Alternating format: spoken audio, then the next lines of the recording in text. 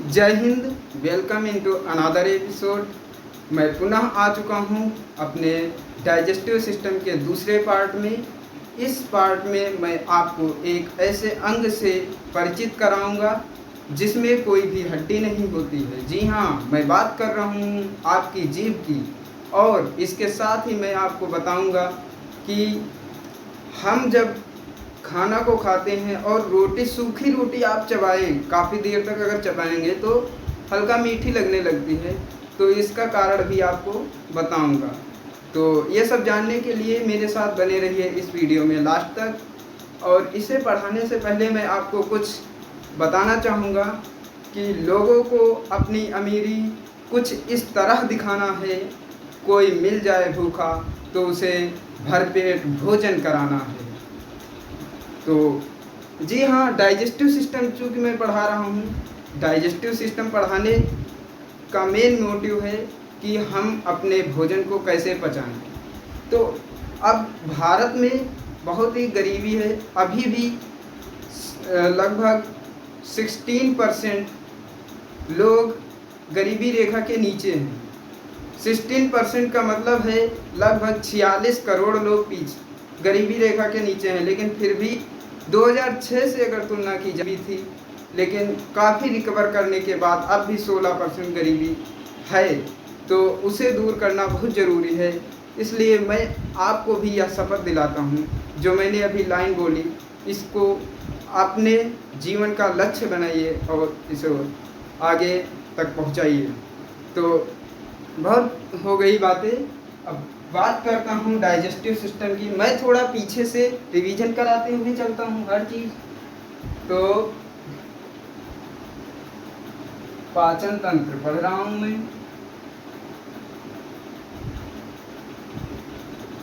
यानी कि digestive system.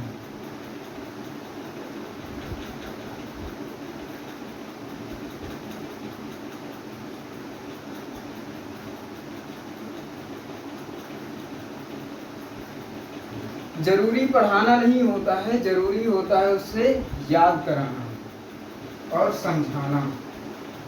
इसमें मैंने दो पार्ट में डिवाइड करके पढ़ रहा था कि एक आहार नाल थी, आहार नाल के बारे में आपको बताया था। आहार नाल, और दूसरे पार्ट में बताया था पाचन ग्रंथियां कुछ हैं।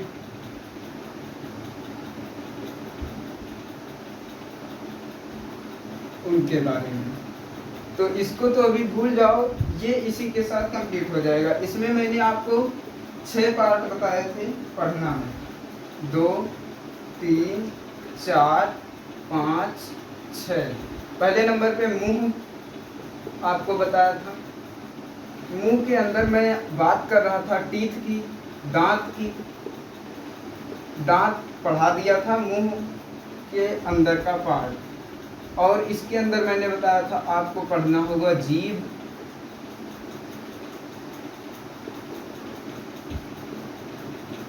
जीभ यानी कि टंग एंड लार। 3 चीजें हम, यानी कि सलाइवा। ठीक, अब ये तो चीज बार बार रिपीट कराने से कोई मतलब है नहीं। हमारा टारगेट इन 2 चीजों को पढ़ाना है। तो ठीक है, ये दोनों चीजें आप हेडिंग डाल लीजिए। जीभ, हमारी जीभ कैसी दिखती है, उसकी क्या क्या खासियत है, यह कैसा अंग है, ये सब मैं आपको बताऊंगा। सबसे पहले अपने नोट्स में लिखिए कि जीभ, tongue is a sensitive organ. अब सेंसिटिव ऑर्गन आया यानी कि संवेदनशील अंग है। ये सेंसिटिव ऑर्गन क्या होते हैं? जो हमारे शरीर में 5 सेंसिटिव ऑर्गन हैं। सेंसिटिव ऑर्गन क्या होते हैं? जो हमें किसी चीज़ का अनुभव कराते हैं, यानी कि संवेदनशील होते हैं वो। जैसे कि एक तो आँख होती है जो कि हमें देखने का सेंस दिलाती है। कान होते हैं, कान, नाक जो सूंघने का सेंस दिलाते हैं। जीभ तो आपको बताई ही है। और 4 हो गए, 5वां आपकी त्वचा।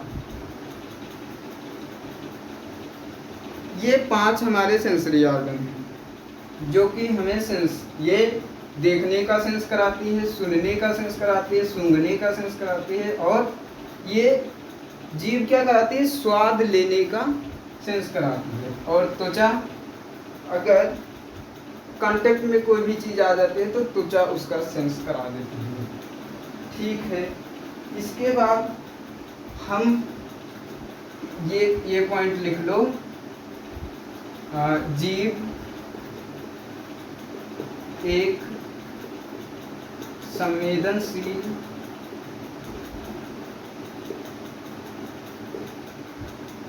अंग है। जीभ हेडिंग डाल दो, जीभ यानी कि टंग।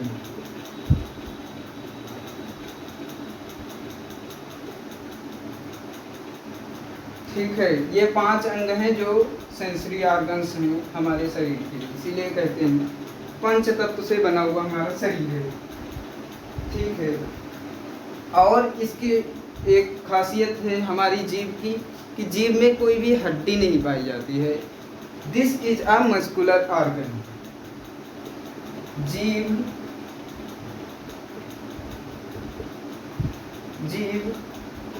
एक मांसपेशीय अंग है।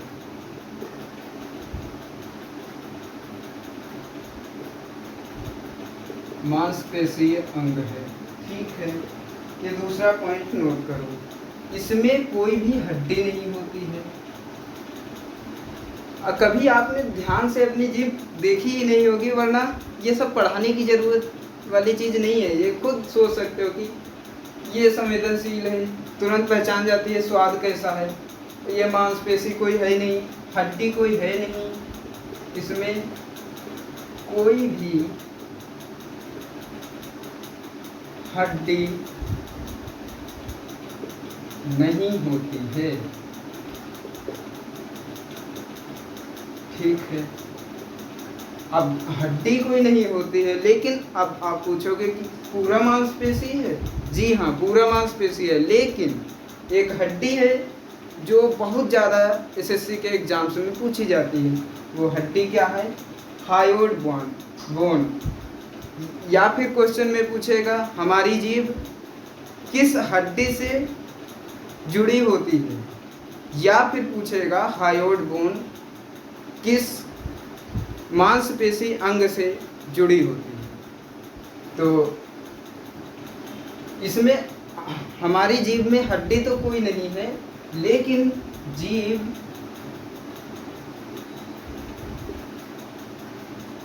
एक हड्डी से जुड़ी होती है, जिसका नाम है क्या? हायोइड हड्डी,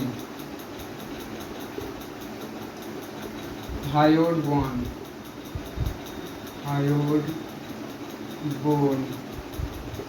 ठीक, हायोइड बोन। अब लेकिन एक यहाँ पर क्वेश्चन और मैं अपने सेंस में बता रहा हूँ, सेंस नहीं, ये लिखा है, रियलिटी है कि अगर किसी के फांसी सुसाइड करता है फांसी लगा के, तो उसकी जीभ बाहर क्यों निकल आती है?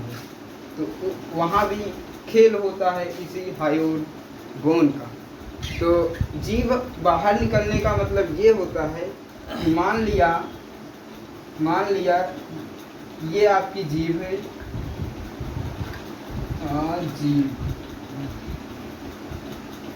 ये जीभ है, ये अटैच रहती है हायोइड बोन से। This is hyoid bone.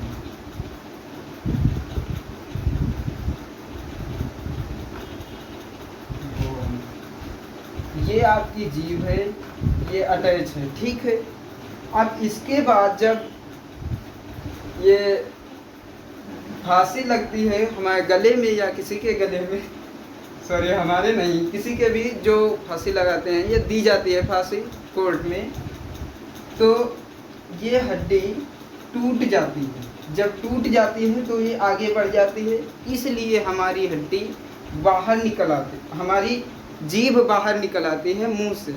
इसीलिए किसी की फांसी जब लगती है तो उसकी जीभ जो है बाहर निकल आती है। इसका कारण है उसकी हायोड बोन टूट गई है, और हायोड बोन जब तक नहीं टूटती है तब तक उसकी डेथ भी नहीं होती है। जब हायोड बोन टूट जाती है तभी जीभ बाहर निकलती है और साथ में उसकी डेथ हो जाती है। ठीक है। और इसके बाद अगर हम बात करें, अब तक मैंने क्या बताया कि यह एक मस्कुलर ऑर्गन है, यानी कि मांसपेशी, मस्कुलर ऑर्गन,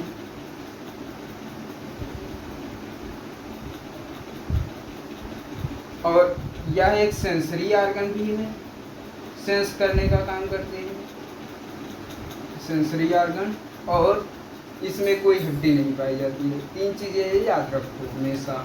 और जिस हड्डी से ये जुड़ी होती है उसका नाम है हायोड बोन। अब इसके बाद हम अगर बात करें इस जीव की और अच्छे से एक्सप्लेन करने की, तो किस टाइप से हमारी जीभ को पता चलता है कि कौन सी चीज़ खट्टी है, कौन सी मीठी है, कौन सी कड़वी है, कौन सी तीखी है। ठीक है।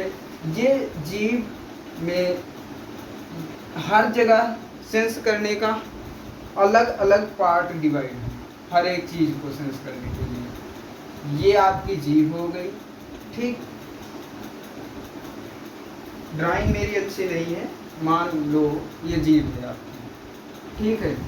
अब जीभ के अंदर सबसे जो इधर का हिस्सा है, ये वाला, यहाँ पर जब कोई चीज़ जाएगी, कोई भी चीज़ खाओगे, उसमें अगर नमकीन चीज़ है तो सेंस करने का काम इतने पार्ट का है जीभ का। अगर नमकीन होगा तो ये यहाँ से सेंस होगा, नमकीन।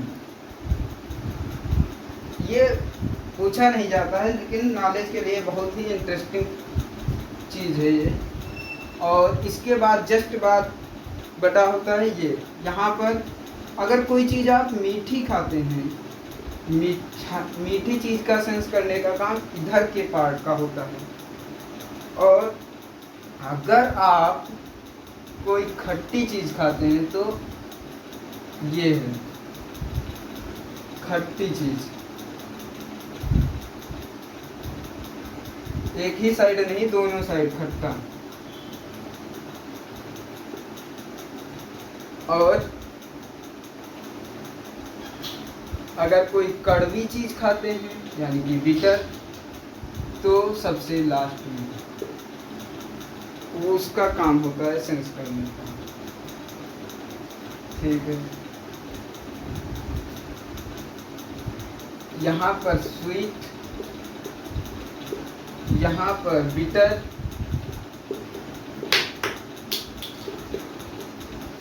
और यहाँ पर स्वर।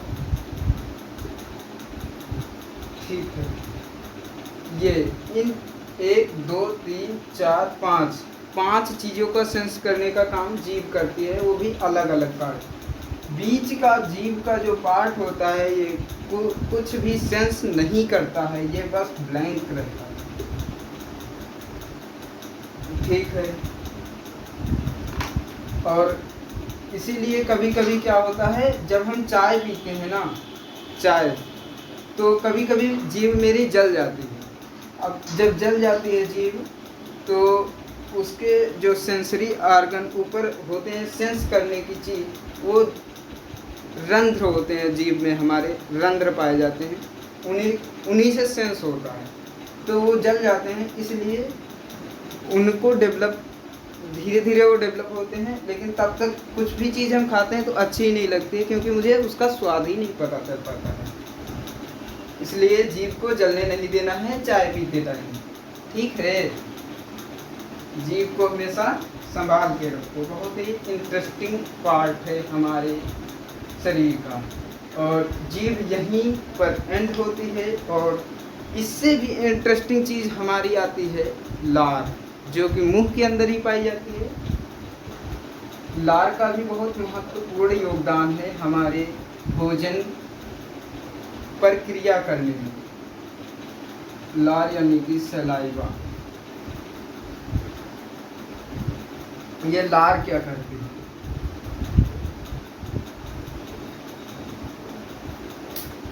हमारा जो शरीर है इसमें हमारा शरीर नहीं, मुंह के अंदर कुछ लार ग्रंथियां पाई जाती हैं, उन्हीं से यह स्रावित होती है। लार ग्रंथियों से स्रावित होती है। इसमें या दो पार्ट में मैं आपको बांट के दिखा रहा हूँ। वाटर होता है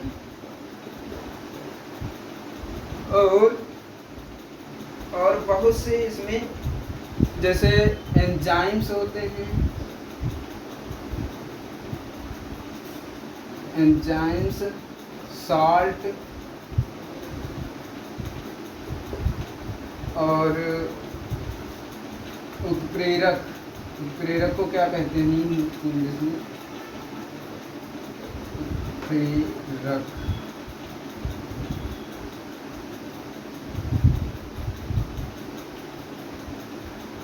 उत्प्रेरक एंजाइम्स को ही उत्प्रेरक कहते हैं। एंजाइम या उत्प्रेरक, एंजाइम या उत्प्रेरक, साल्ट यानी कि नमक, NaCl मान लो यहाँ पर, और कुछ मिनरल्स होते हैं, मिनरल,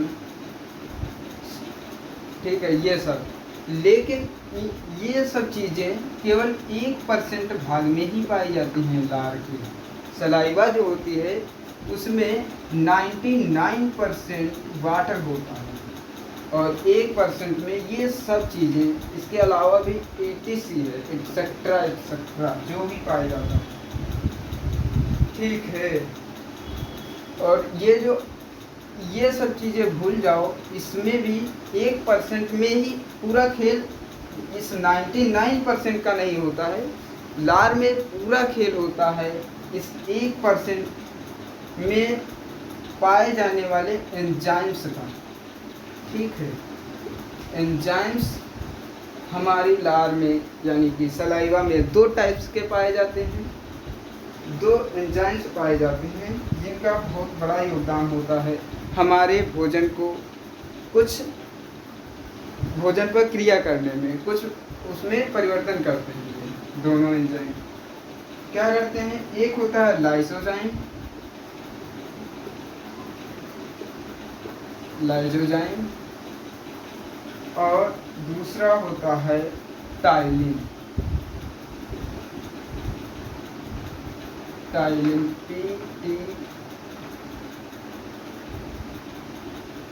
टाइलिन एंजाइम, ठीक है। 2 टाइप्स के एंजाइम होते हैं और ये जो लाइसोजाइम होता है, ये इन दोनों का काम, इन्हीं की वर्किंग पूछता है पेपर में। क्या पूछेगा? लाइसोजाइम का कार्य क्या है, टाइलिन का कार्य क्या है, या फिर हमारे मुंह में ऐसा कौन सा एंजाइम है जो बैक्टीरियाओं को मारता है, तो वो होता है लाइसोजाइम।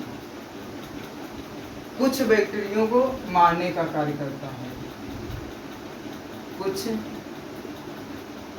बैक्टीरिया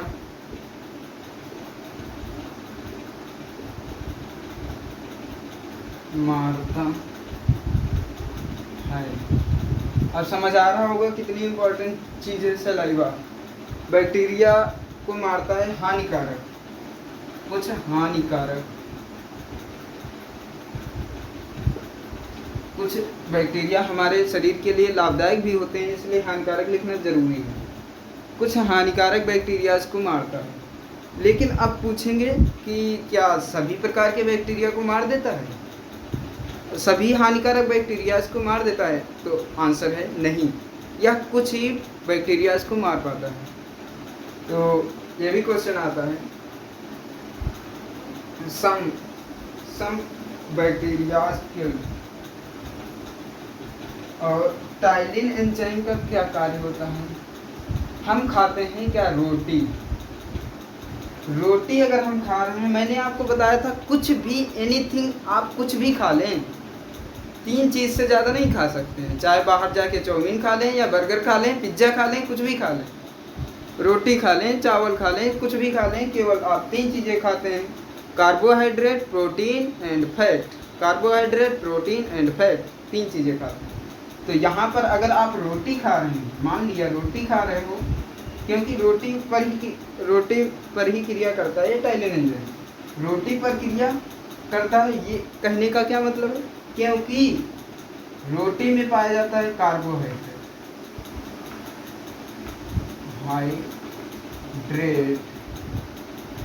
रोटी में पाया जाता है कार्बोहाइड्रेट, और हमारे सलाइवा में पाया जाता है टाइलिन। कार्बोहाइड्रेट इस पर क्रिया करता है टाइलिन एंजाइम, और इसको कन्वर्ट कर देता है माल्टोज में। अब माल्टोज में कन्वर्ट करता है तो इससे क्या होता है? इससे होता ये है कि माल्टोज जो है ये एक शर्करा है, माल्टोज शर्करा। इसका फार्मूला आप पढ़े होंगे, C6H12O6, ठीक है। C6H6O6 ये ग्लूकोज का एक भाई होता है, ग्लूकोज जानते ही होंगे, उसका एक भाई होता है, मान के चलो। ये भी एक शर्करा है, वो भी एक शर्करा है, और इसका भी अणुसूत्र जो है सेम है और उसका भी सेम है, बस डिफरेंट है। तो स्ट्रक्चरल फार्मूला वो केमिस्ट्री की बात हो जाएगी, इतना ज़्यादा गहराई से नहीं जाऊँगा। तो माल्टोज शर्करा में कन्वर्ट कर, चूँकि यह एक शर्करा है तो जाहिर सी बात है कि ये मीठी होगी, मीठी शर्करा है। इसलिए जब हम रोटी को काफ़ी देर तक चबाते हैं तो उससे कार्बोहाइड्रेट इंक्रीज होता है, और कार्बोहाइड्रेट इंक्रीज होने के बाद उस पर क्रिया कर देता है ptyalin enzyme. Ptyalin enzyme maltose में कन्वर्ट करता है, माल्टोज एक शर्करा है, इसलिए हमें रोटी मीठी प्रतीत होने लगती है। आपको समझ आए होंगे दोनों क्वेश्चन जो मैंने आपको स्टार्टिंग में बताए थे कि रोटी मीठी क्यों लगती है।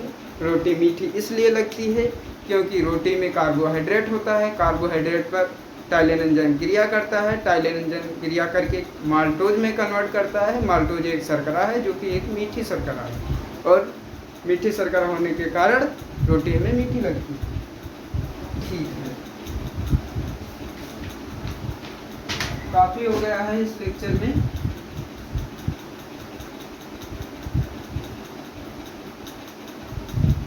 और इसके बाद आपका टॉपिक आता है फूड पाइप। दूसरे नंबर पे आपको लिखाया था कि फूड पाइप क्या है, यानी कि खाद्य पाइप। खाद्य पाइप हेडिंग, ये क्या करती है? हेडिंग डाल लो खाद्य पाइप। खाद्य पाइप क्या होती है ये मैं पढ़ूंगा कल के लेक्चर में, ये आपको पढ़ाऊंगा। आज इस लेक्चर में इतना ही रखते हैं, सब कुछ नोट कर लो, सीरियल वाइज में चल रहा हूँ। डाइजेस्टिव सिस्टम अभी बहुत बड़ा चैप्टर है, अभी तो केवल मैंने मुंह पढ़ा है, मुंह में जितनी क्रियाएं होती हैं वो पढ़ा है। इसके बाद ये जो हमारी फूड पाइप है वो पढ़ेंगे, उसके बाद छोटी आंत पढ़ेंगे, बड़ी आंत पढ़ेंगे, ये सब पढ़ते चलेंगे सीक्वेंस में। आप हमारे साथ बने रहिए, चैनल को लाइक और सब्सक्राइब कर लो, लाइक वीडियो को करते रहो और चैनल को सब्सक्राइब करके रखो ताकि मैं कोई भी वीडियो अपलोड करूं तो सबसे पहले आपके पास नोटिफिकेशन चला जाए। तो इस लेक्चर में इतना ही, मिलते हैं नेक्स्ट लेक्चर में, तब तक के लिए बाय बाय, जय हिंद, जय भारत।